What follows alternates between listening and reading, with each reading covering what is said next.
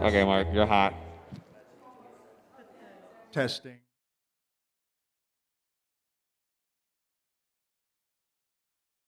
Thank you.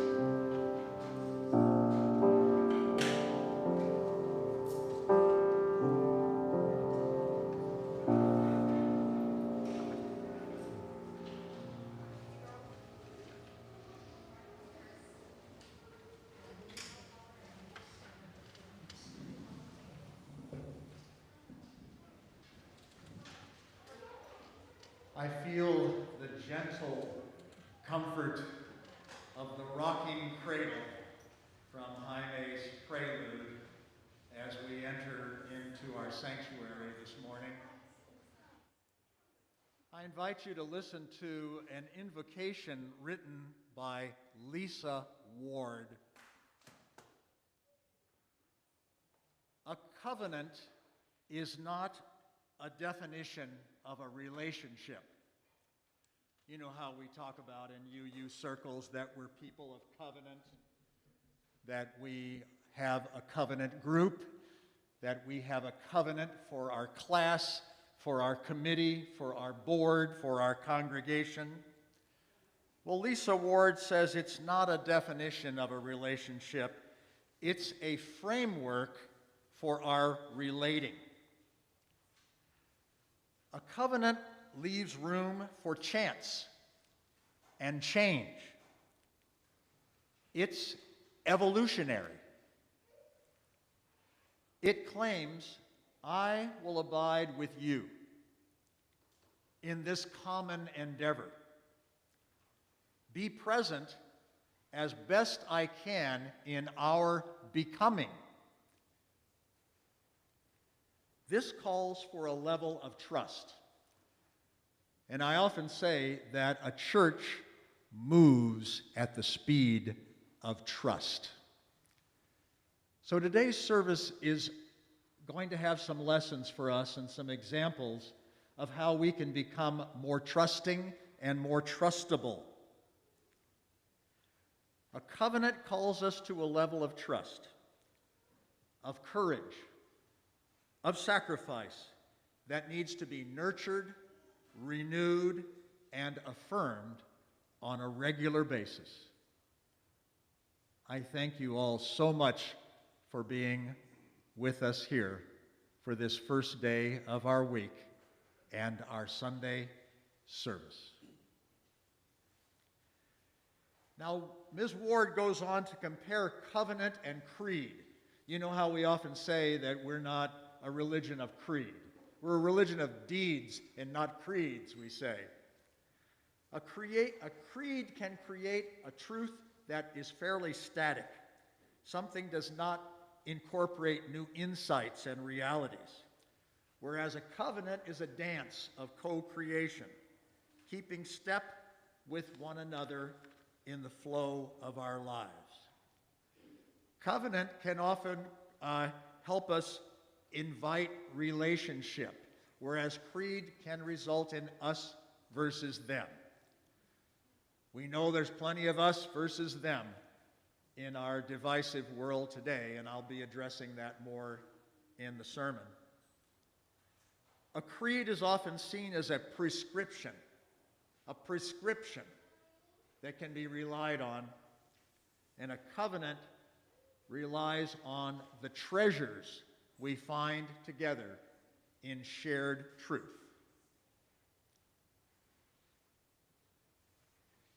Hey, now it's time for us to turn to one another in covenant and greet one another in our relationship. So, turn to your neighbor, make a gesture, say, peace, I care for you, thank you for being here.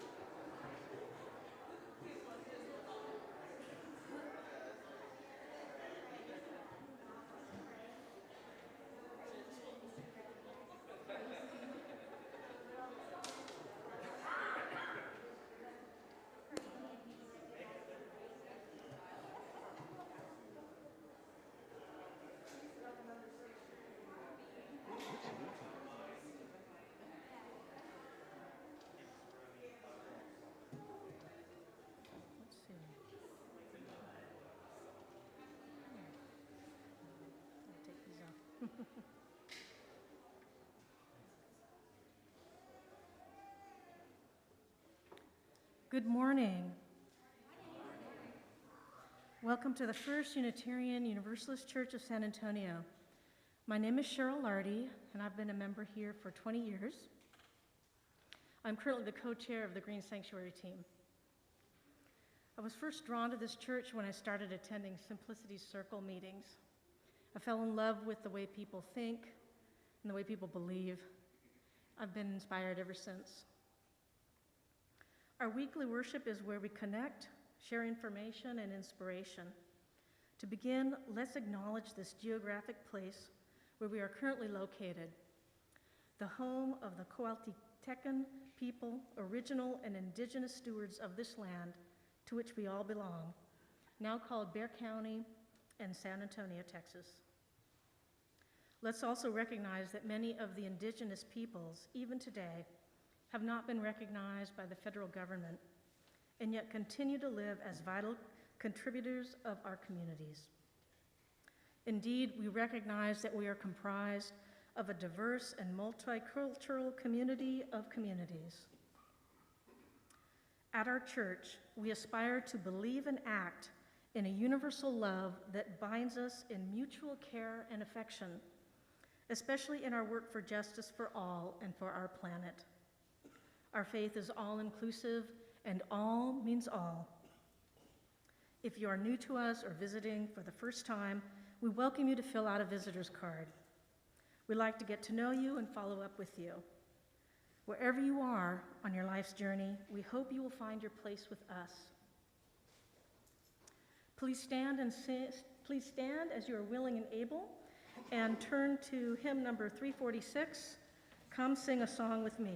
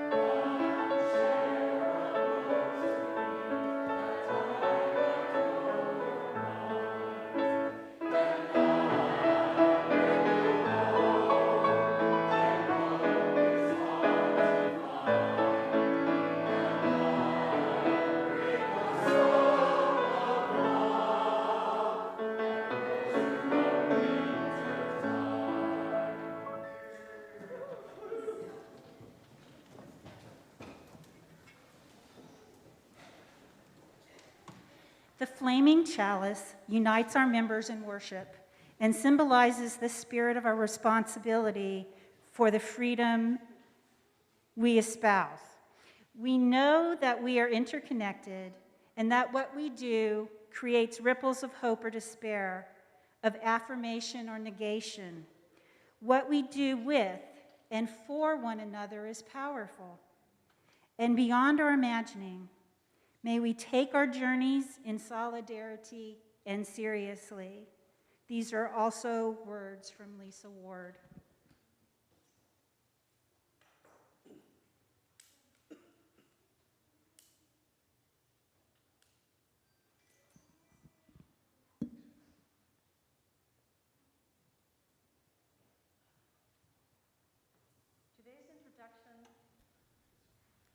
It's on?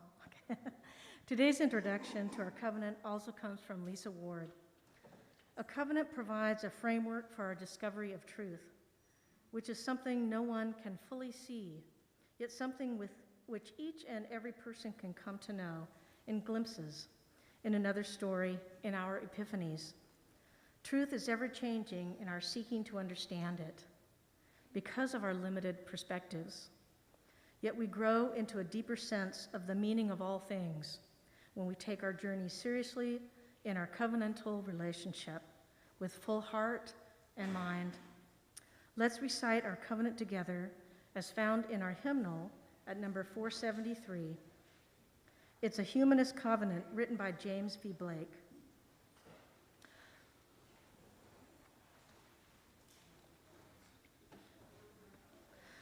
Love is the spirit of this church, and service is its law. This is our great covenant, to dwell together in peace, to seek the truth in love, and to help one another.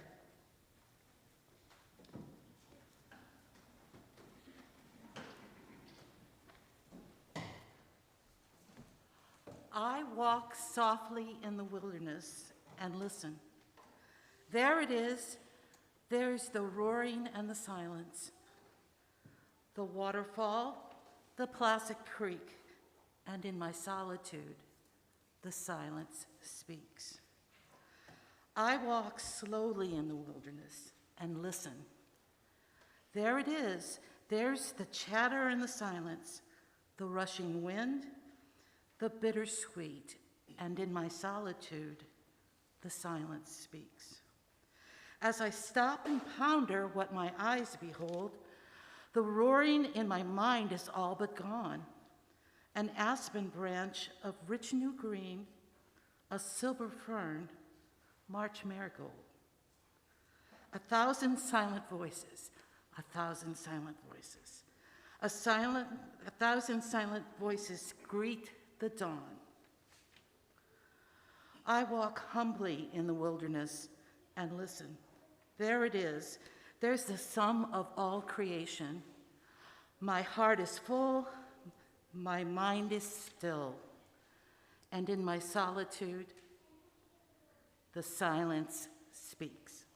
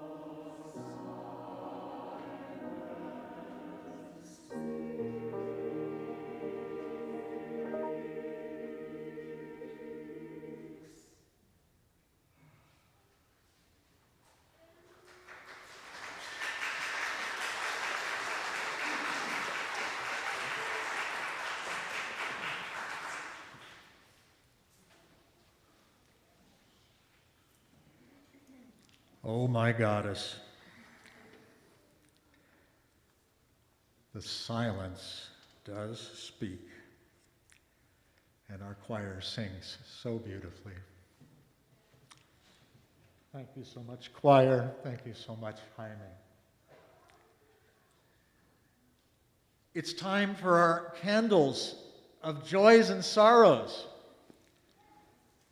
Ours is a welcoming community where we find connection, a spiritual community where we come fully alive. Ours is a sharing community where our sorrows are held in compassion and our joys are amplified.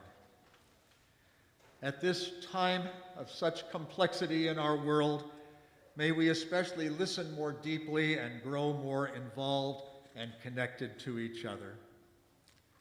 And so we invite you now as a way of connecting with one another and expressing yourself, albeit in silence. We know the silence speaks. You're invited to come mindfully forward down the side aisles, stay graciously spaced, and light a candle, returning by the center aisle to your seat. And if you don't choose to do that, do it all in silence, and it will be beautiful too. And Jaime will play some music for our candle procession. Please come forward. Bring your joys and concerns.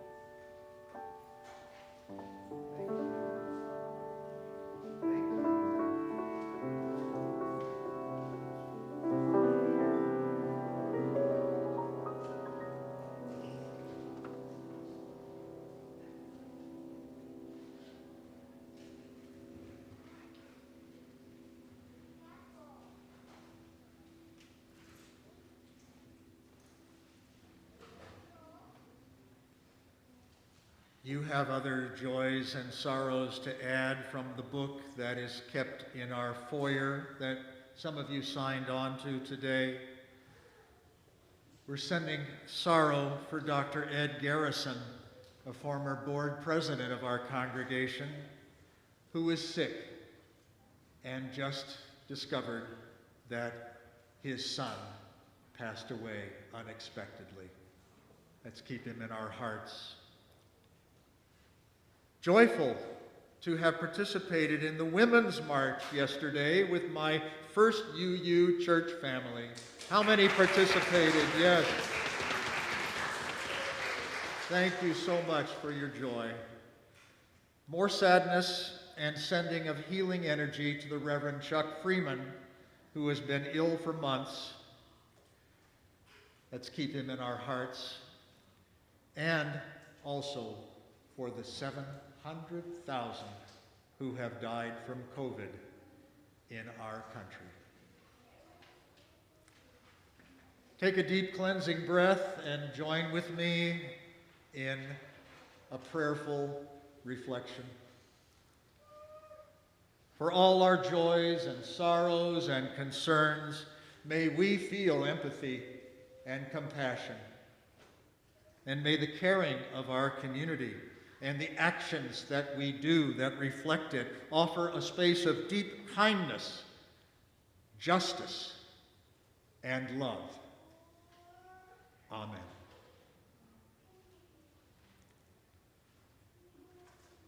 It's time for our story wisdom with Dr. Sherry Philibon.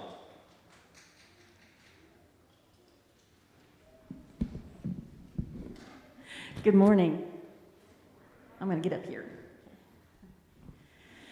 So once upon a time, there was a beautiful little town that was nestled in a little valley under the shadow of a big, tall mountain. And the people in the town had it kind of easy because whenever they had a problem they couldn't figure out, they could just ask the mountain, because carved into the side of the mountain in great big letters so that everybody in the whole town could see it was the sentence, "The answer is no." And that worked just fine for all of them for many years, until one day Mama Custis was having trouble figuring out what to make for dinner. So she went to the mountain and she said to the mountain, "Should I make liver for dinner?"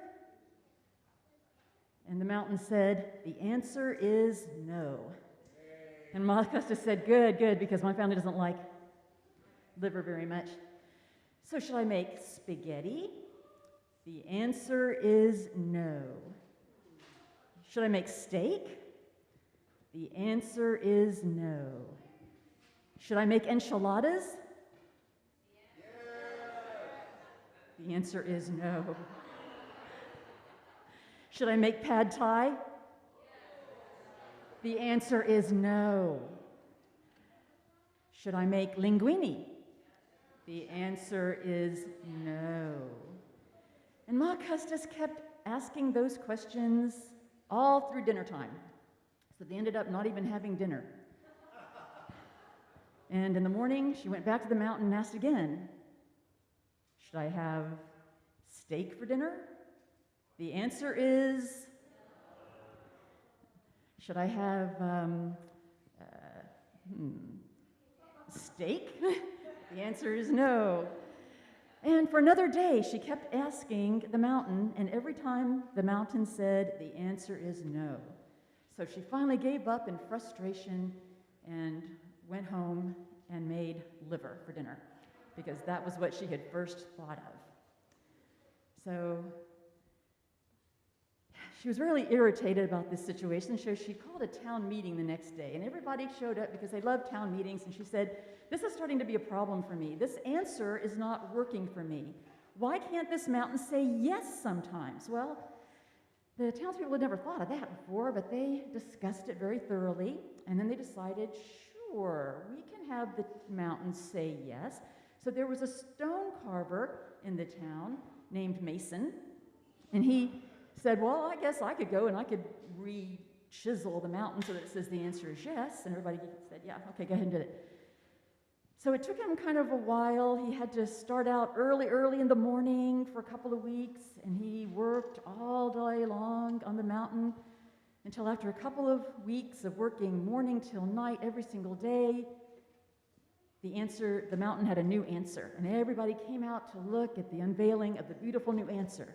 And since she had started all of this, Ma Custis stepped forward because she was going to ask the first question of the mountain, and she asked, "Should I make liver for dinner?" And the mountain said, "The answer is yes." And she said, "Really? I just served it 2 weeks ago, and my family said that they would hide in the barn for a week if I made liver again. Are you sure I should make liver again for dinner?" And the mountain said, "The answer is yes." Well, she stamped her foot and said, "I promised them that I would not make liver again. Are you saying I should break my promise?" And the mountain said, "The answer is yes." And she said, "This is just not working. We need to figure something out about this because the mountain is not working for me anymore." And so the town discussed a lot more until finally one of Ma Custis's younger children spoke up and said, "Why does there have to be just one answer? Can't we have more than one answer?" And the townspeople gasped. They had never thought of that idea before, so they talked, and they decided that what the mountain should say was, "The answer is sometimes yes, and sometimes no, and sometimes you need to think about it, and sometimes I just don't know." And the stone carver said, "Well, I guess I could go up and recarve that, but I'll tell you, I cannot do it morning to night like I did before. It's going to take a while, but I'll do it. But maybe we can just hang a temporary sign on the mountain until I get the work done." And they all agreed that that was just fine. And so Mason worked a few hours a day for a while, and for a while everybody in town was just really so anxious to see the new answer carved into the mountain. But Mason got a little tired. It was a long job. He started working at it less and less. And as time went by, the people in the town started doing something interesting. They started asking each other the questions and discussing the questions with each other and working them out. And they discovered that sometimes different questions have different answers. And sometimes one question has a lot of different answers. And that there were really more answers than they ever might have thought there were. And that was just fine with them. And after a while, they decided that what the mountain was telling them right at that moment was really the best message of all. So they decided to leave it just as it was. Because the mountain said, "The answer is under construction." The end. So now we're going to sing the children out, but not with the hymn that's in your printed order of service, but with hymn number 413, "Go Now in Peace."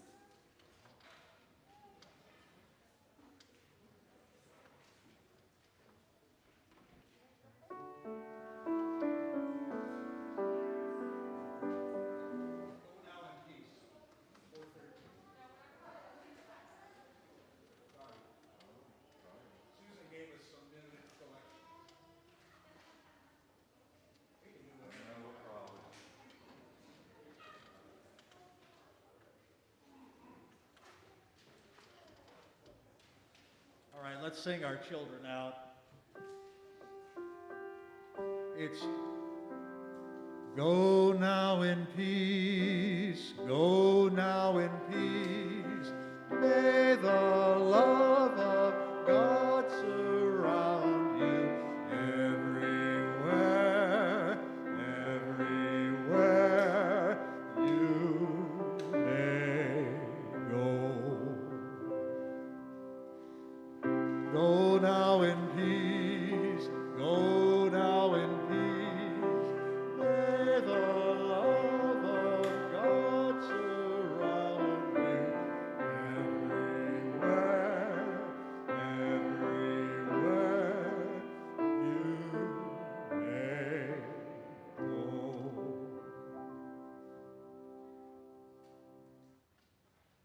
Hey, this is fun being together, right? We can pause, back up, say yes, say no, say maybe so, change the song, change the covenant. It's time now for our invitation to generosity. And the offertory always brings us the opportunity to share our gifts. Gifts that have nourished our hearts, helped us to become more whole, to be inspired and care for one another. The offering will now be given and received in grateful appreciation of our shared hopes and values. You may make an offering in the baskets being passed by our ushers, or online if you're viewing on the live stream on our giving portal on the link on the screen. Or you can always mail a check and send it to our office, make it out to First UU Church. Please come forward. And it's an anthem that's Jaime's choice. Hello, good morning. This is a tune called No Surprises. Yeah, it's a funny tune. I won't read all of the lyrics, but some of the lyrics.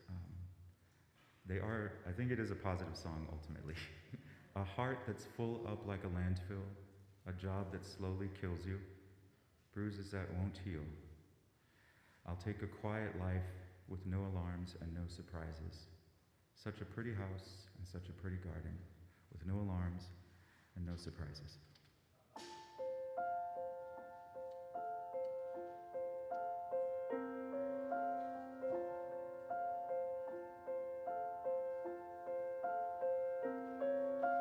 A heart that's full up like a landfill, a job that slowly kills you, bruises that won't heal.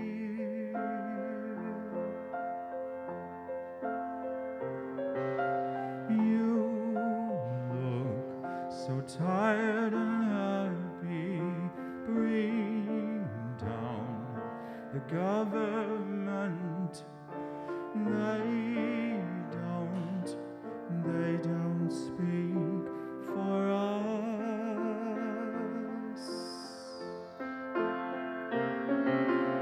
I'll take a quiet life, a handshake with carbon monoxide, with no alarms and no surprises, no alarms and no surprises, no alarms and no surprises. Silence,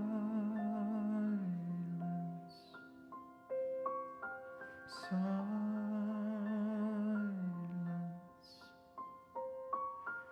This is my final fit, my final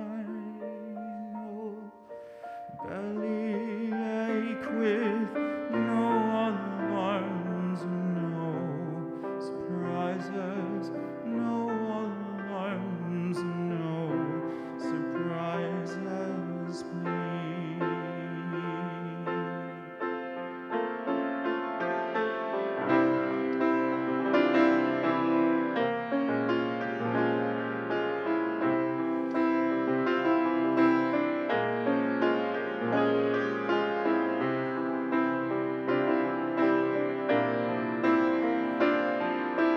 Such a pretty house and such a pretty garden with no alarms and no surprises, no alarms and no surprises, no alarms and no surprises, please.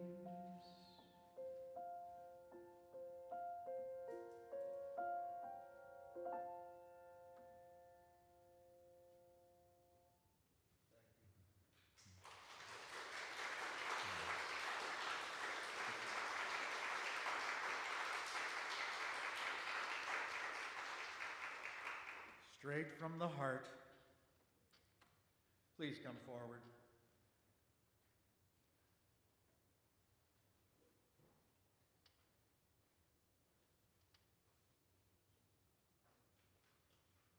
Our church has a larger purpose to support all of us in becoming more generous in the giving of our time, talent, and our treasure.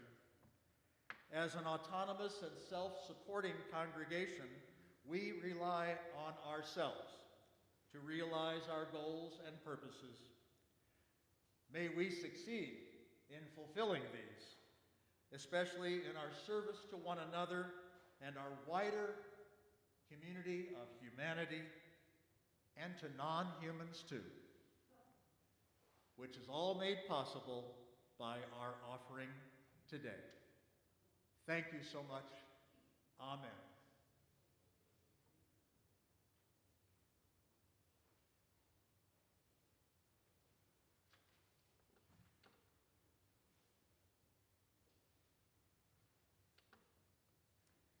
In his first sermon to us on February 2nd, 2020, Reverend Mark cited the following reasons for our gathering here on Sundays.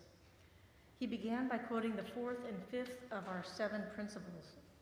Quote, "Here we attend to a free and responsible search for truth and meaning, as well as exercise our right of conscience and the democratic process. That means we attend to our conscience and consciousness, and we grow in community in a democratic way."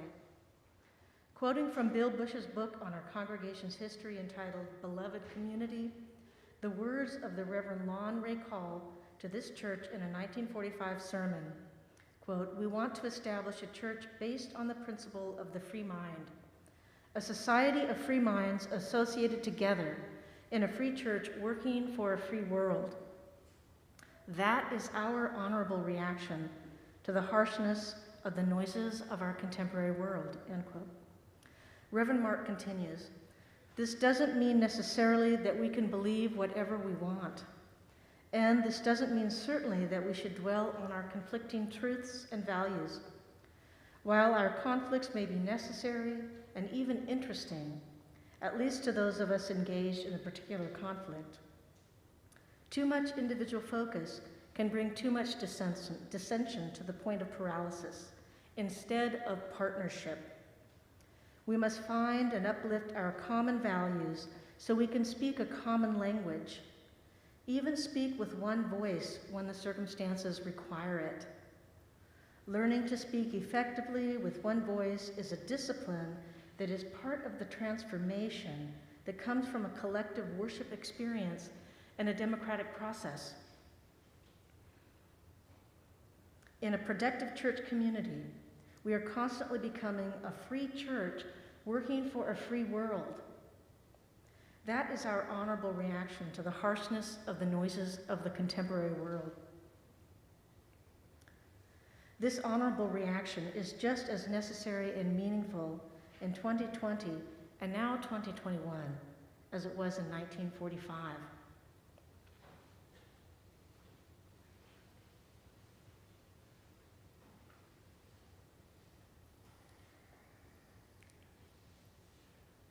We are working together to build beloved community and to restore hope to the notion that we are not meant to live separated by color, belief, gender, politics, and so much more. And in the midst of this, we need to include a new and possibly strange ally: our willingness to have our beliefs and ideas challenged by others. You see, no one person or perspective or culture can give us the answers we need to the problems of today. And paradoxically, we can only begin to find those answers by admitting that we don't have all the answers. We have to be willing to let go sometimes of our certainty and allow ourselves to be challenged or questioned or even confronted from time to time. Now, we weren't trained to admit we don't know. Most of us were taught to sound certain and confident and offer our opinion as if it were the truth. We haven't necessarily experienced personally challenges to our authority as the way to success. We haven't always been rewarded for asking more questions than giving quick and accurate answers. And let's face it, we've also spent many years listening to others mainly to determine whether we agree with them or not. We might not take the time or have the interest to sit and listen to those who think differently from us. And it was Einstein who said, "We cannot solve the problems of today with the same thinking we used when we created them." How about those habits that we've developed of listening or non-listening? You know, the fact of the matter is the world today is quite perplexing. And we no longer live in those simple, less complicated days when life felt so predictable, when we actually knew what to do next. We live in a complex world, one in which we don't often know really what's going on. So the first part of my thesis for today's message is we won't be able to understand the world's complexity unless we spend more time in our own not knowing. We'll address the other two parts of my thesis as the message continues. I know it's very difficult to give up our certainties, our positions, our beliefs, our explanations. These help define us. They lie at the heart of our personal identity. Yet I believe we will succeed in changing the world only if we can think and work together in new ways, to seek new mindsets that result in changing ourselves so that we can change everything else. Curiosity is what we need. And we may need to have to let go of what we believe. We don't necessarily have to, but we do need to be curious about what someone else believes. We do need to acknowledge that their way of interpreting the world might be essential, or at least useful, for our collective survival. Nowadays, we live in a dense, interconnected, and complicated global system. And because each of us lives in a different part of this complexity, and because no two persons are identical, we each experience life differently. Frankly, it's impossible for any two people to ever see things exactly the same. Have you ever noticed that? Jim and Polly, you guys have been married a long time. You're on the same page all the time, right? I love to help people laugh. It's the same for our yearning to be with like-minded people. You know, we'll have a new member joining ceremony soon, and I know someone's going to stand up and say, "I just love this church.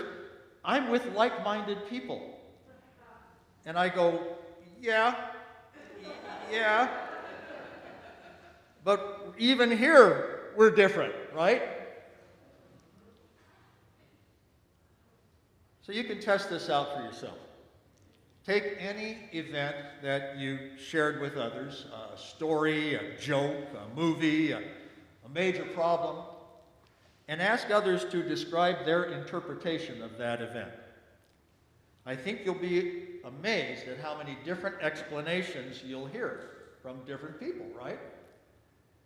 And once you get a sense of how diverse we really are, try asking even more persons. Go outside your algorithm if you dare. You'll end up, I hope, with a richer tapestry of interpretations that might be more interesting than any single one. You might even be surprised. To be curious about how someone else interprets things, we have to be willing to admit that we alone are not entirely capable of figuring everything out, and that perhaps our solutions aren't going to work out as well as we'd like them to. We need other parts of the exploration to find out why things seem to be insufficient. It's time to be asking others about what they see and think. And when so many interpretations are available, I can't understand why we'd ever be satisfied with superficial conversations pretending that we agree with each other, right? I mean, this is the laboratory right here for beloved community.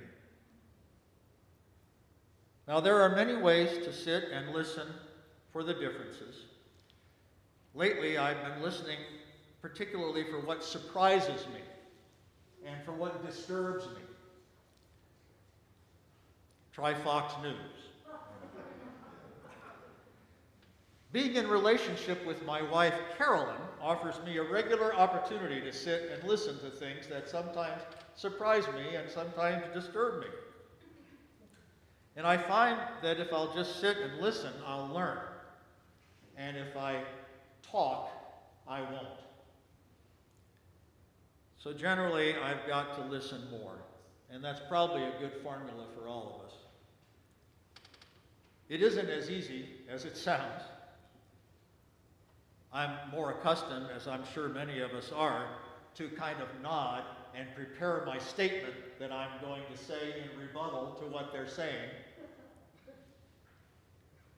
But when I do notice what surprises me, I am able to see more clearly my beliefs and underlying assumptions.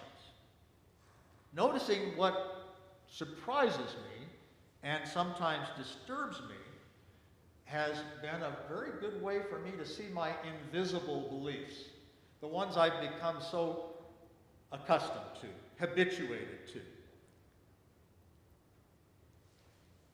If what you say surprises me, I must believe something else, right? And my shock at seeing my own position exposes that position to me.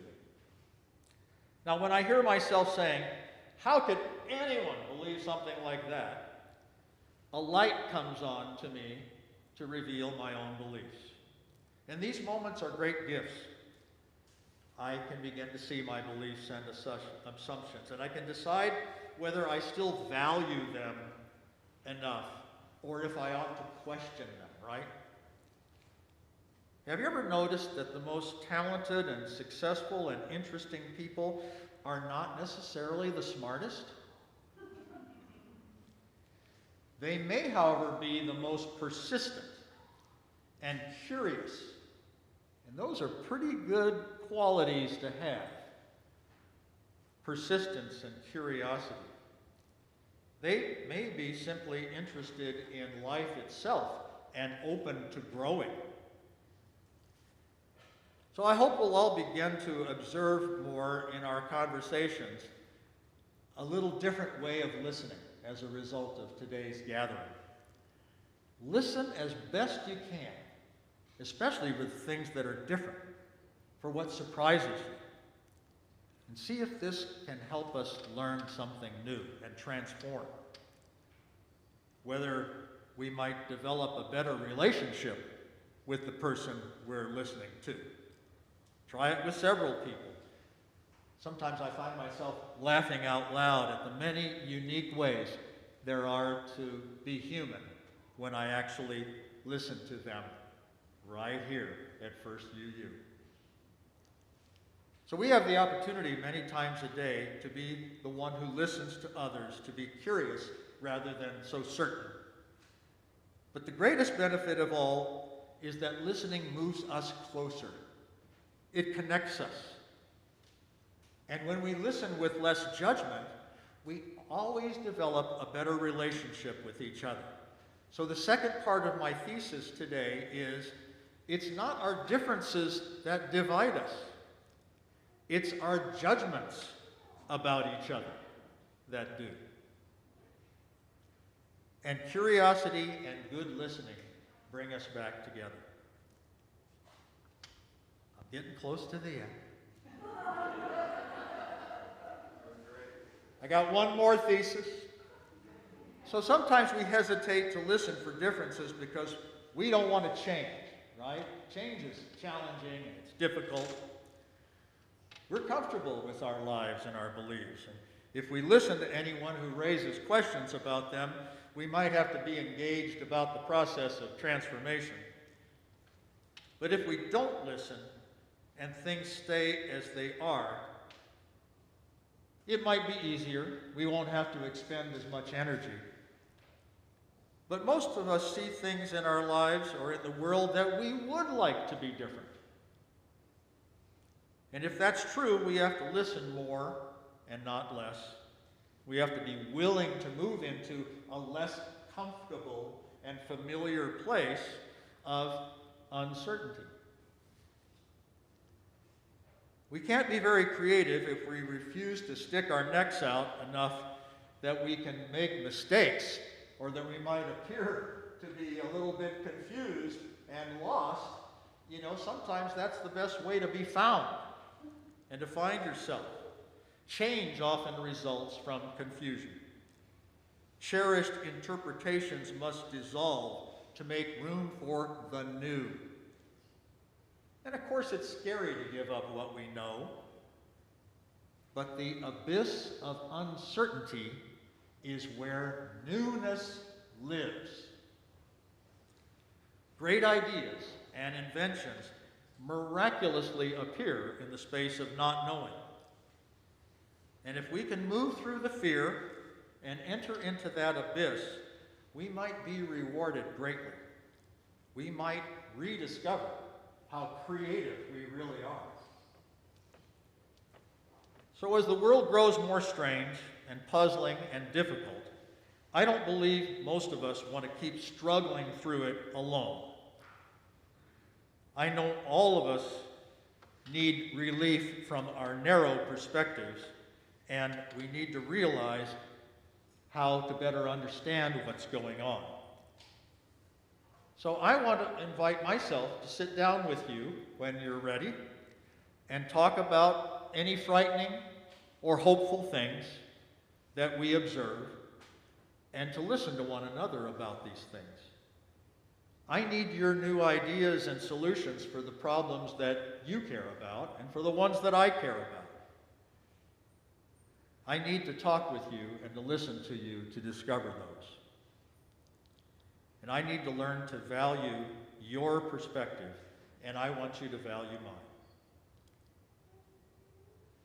I don't expect that we have to agree with each other in order to live better together. And the final part of my thesis today is, perhaps there's no need for us to be joined together in agreement in the things in our heads. We need to be joined together by our human hearts. In working on the historical Edict of Torda, which created religious tolerance throughout the entire nation, 16th century Transylvanian Unitarian minister Francis David is purported to have said, "We need not think alike to love alike." May it be so. Well, I don't know about you, but I feel like singing. So let's turn to number 298 in our gray hymnals. And I believe it's a pretty long one, Jaime. Maybe we don't have to sing 5 verses. Do I get an amen? I'm not singing 5. How about 3? Let's sing 3 verses. 3 is a good number. Rise and by your spirit, as you will. And yeah, looks like we'll just sing those first 3, okay?